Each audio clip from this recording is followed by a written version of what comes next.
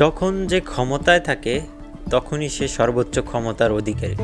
তার হুকুমে তখন সব কিছুই হয়, তার নাম নিতেও মানুষ তখন ভয় পায়। কিন্তু যখন সে তার ক্ষমতার সাম্রাজ্য থেকে বিতাড়িত হয় তখন মানুষ তাকে যা ইচ্ছা তাই করে অপমানিত করে।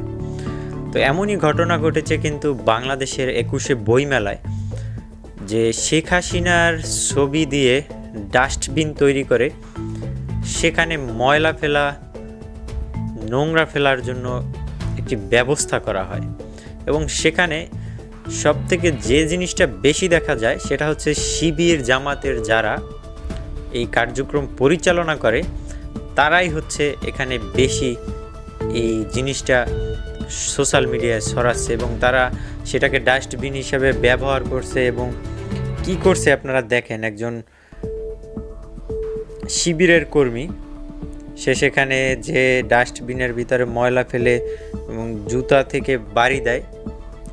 হ্যাঁ, তো আমাদের কাছে ভিডিও আসছে, চলেন দেখে আসি। আসলে 21শে বইমেলা তো এমন হওয়ার কথা না, যেখানে বইমেলা হবে বই প্রেমীদের জন্য একটি সুস্থ সুন্দর জায়গা। এখানে মানুষ যাবে, এখানে বই কেনার জন্য যাবে, বই পড়ার জন্য যাবে, কিন্তু সেখানে হিংসা বিদ্বেষ ছড়ানো তো আসলে ঠিক না। এখানে নানান শ্রেণীর নানান পেশার মানুষ যাবে। তো আপনার মতামত অবশ্যই কমেন্ট করে জানাবেন এটা কতটুকু যৌক্তিক বলে আপনার মনে হয়। চলেন দেখে আসি সেই তথ্যচিত্রটি।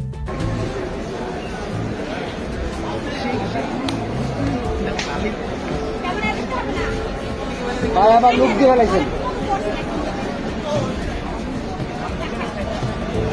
ভাই, আবার দেন এটা